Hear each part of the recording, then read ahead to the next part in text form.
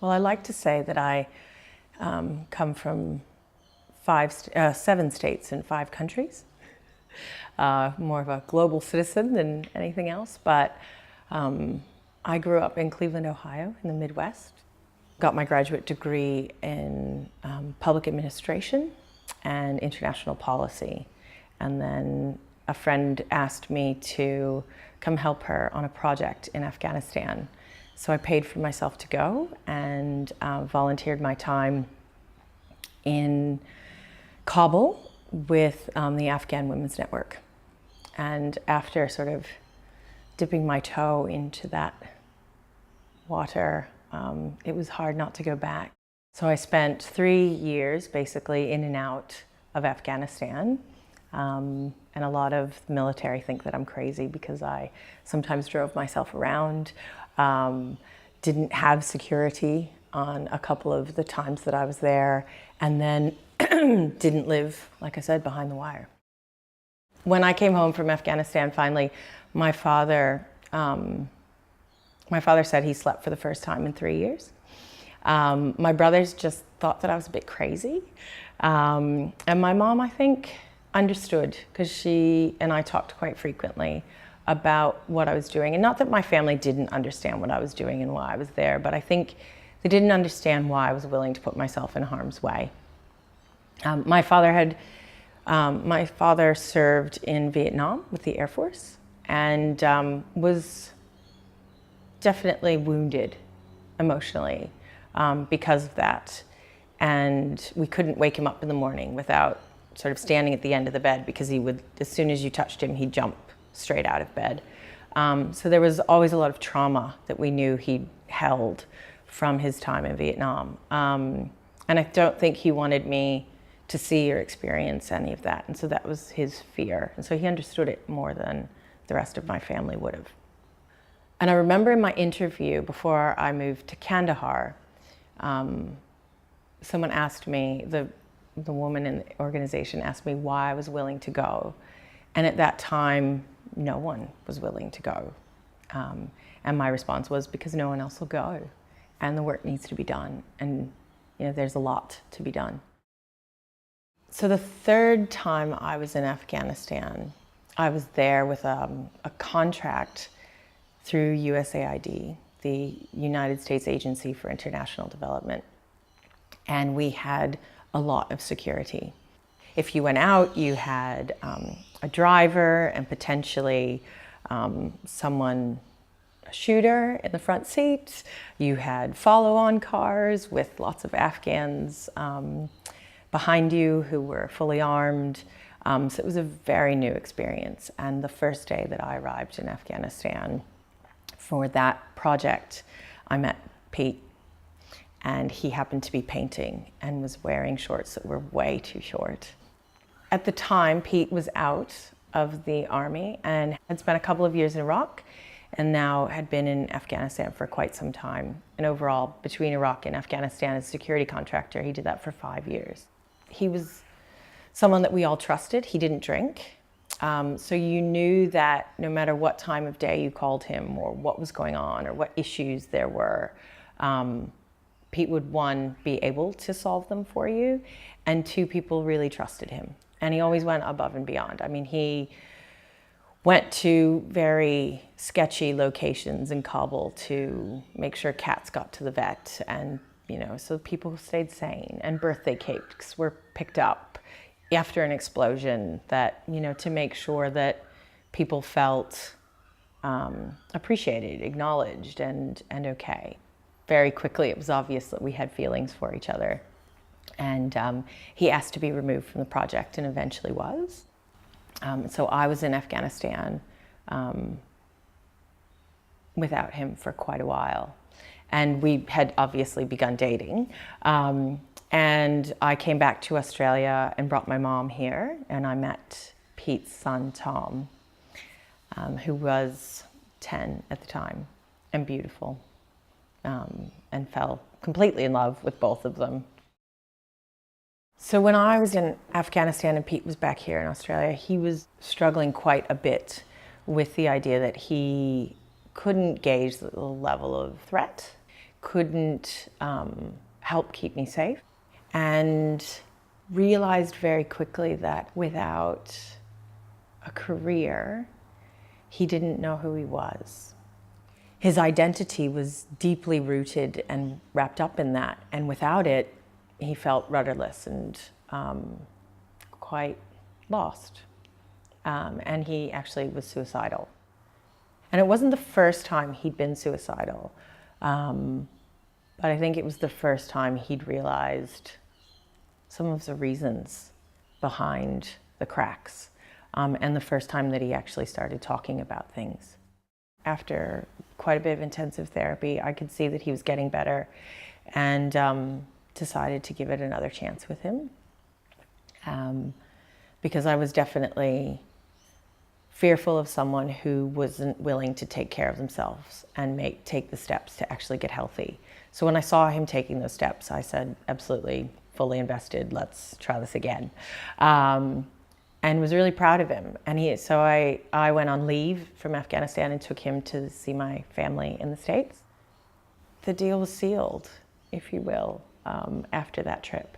We both went back to Afghanistan from there, and that was in 2009. And then I started to show some cracks.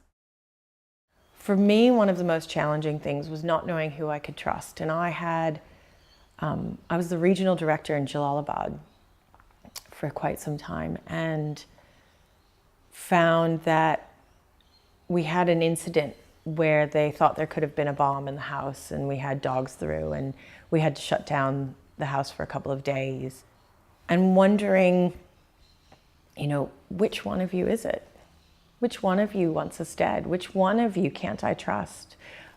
Is it many of you? Is it one of you? Is it the guy who brings me coffee every day, who seems to care about me? And for me, that just started chipping away, and that was too difficult for me to sort of want to continue to do. And so, while I knew that there were amazing people doing amazing work, I just needed to come home and take care of myself. When Pete came home from Afghanistan, I would say that was the best we'd ever been. I think he saw a new life, a new opportunity. Tom moved in with us very shortly after he came home. And he was 13 and wanted to be there, which was lovely to have a teenager who actually wanted to be in your home. Rare, I know. It wasn't that we didn't have moments. I mean, we had, the post-deployment blues and we were all excited, and now you're distant, and where are you? But I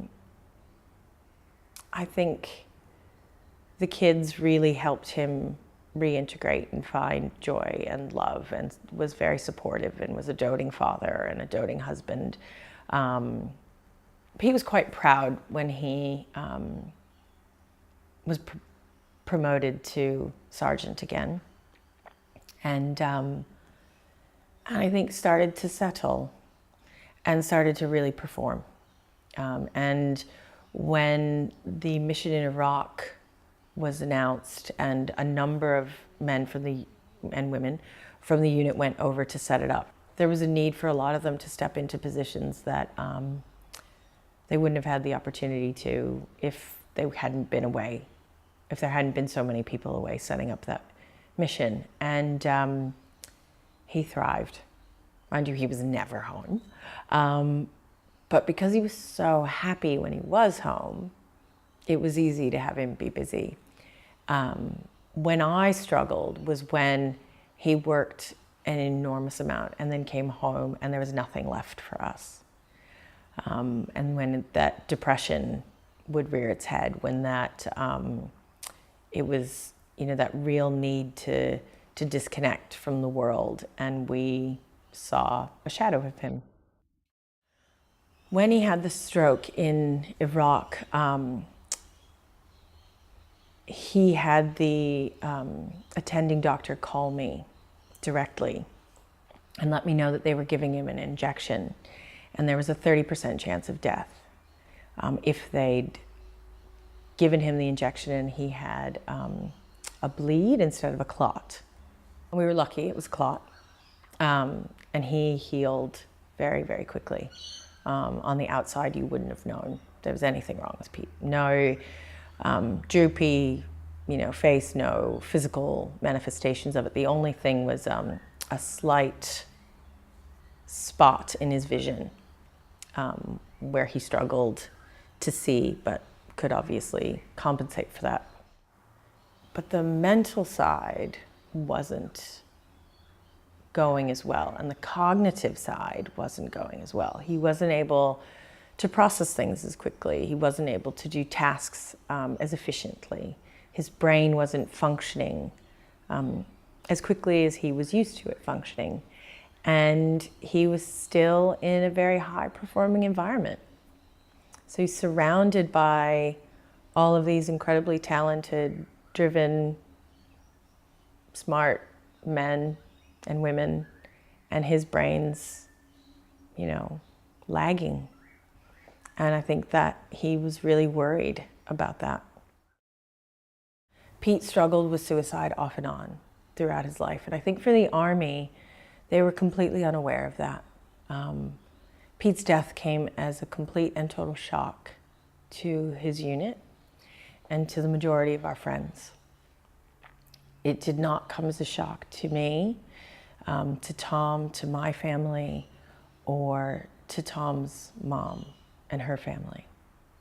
So I think there was obviously trauma before the Army, but the trauma that he experienced within the Army just sort of got put on top of that.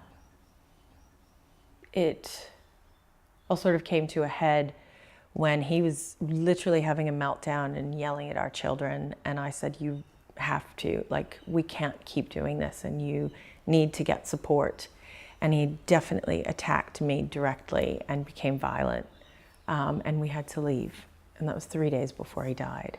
And I contacted the unit and let them know what was going on. And between his fear, the anxiety, the trauma, the stress, the worry about whether the Army actually wanted to keep him or not, even though they'd conveyed over and over and over again to him that they did, there was no trust there in himself. There's no faith in himself or trust in the command, even though he was quite close with with the regimental sergeant major. So because of that violence, I left because I could see a darkness in his eyes that I hadn't seen before. And I knew that once before I had left in 2009, even though we were already apart. And when I said, you need help and I'm going to step back and let you do that for yourself, he did. And I believed he would and hoped with all of my heart that he did. But he didn't. And he went and played golf on Saturday. He went to Bunnings that night. And on Sunday morning, wrote some letters on Sunday, got everything in order. And on Monday morning, I woke up to a slew of missed calls and text messages and realized that he'd said goodbye to Tom the night before. And contacted the unit, realized that if I went back,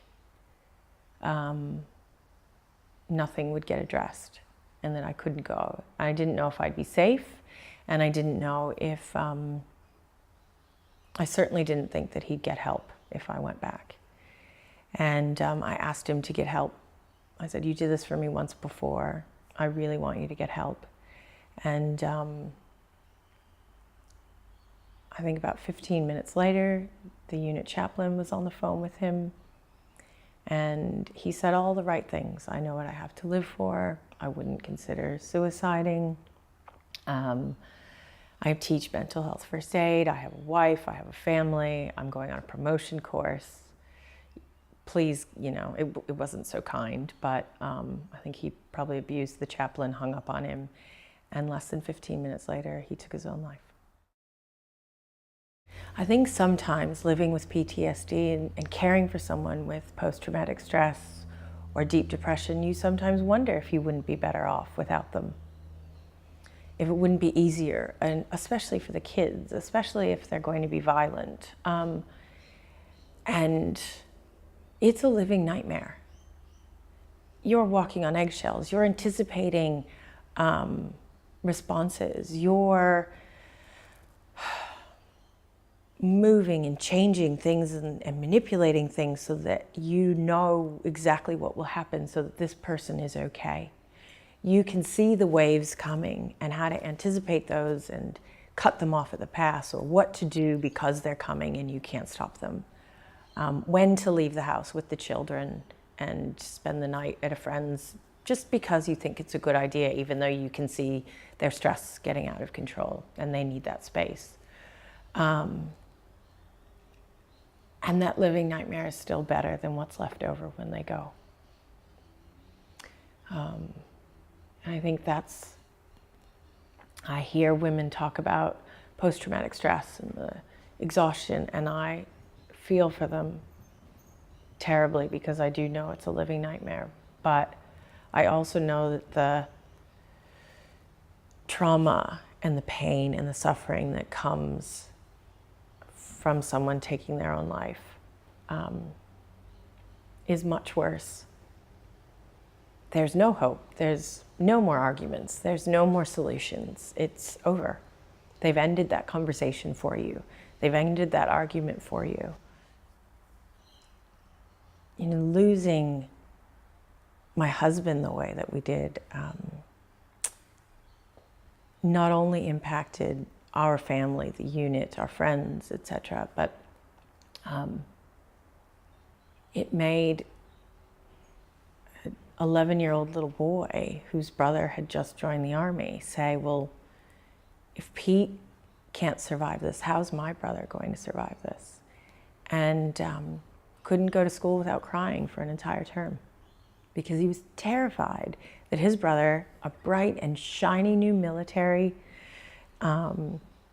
family, was already broken because of what had happened to ours. And so I think that impact that war has, that extends through the roots of our culture, needs to be recognized. I mean, every time I see that statue, I think it is the perfect example.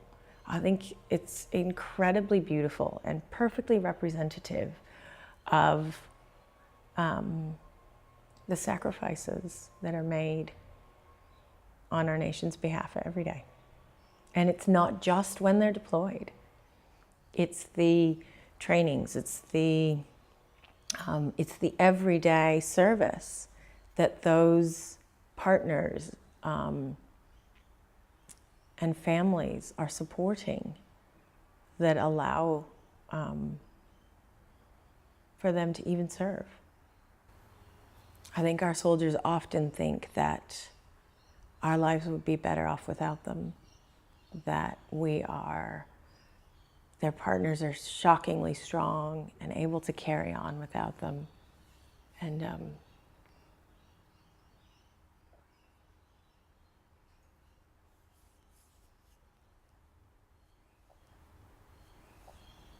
broken or not, we need them here. Sorry. I think it's important for them to know that our lives are not better without them. They're not easier. The burden that their trauma adds to our life is one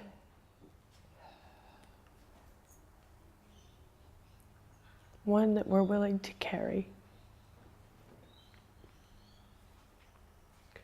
for them and with them.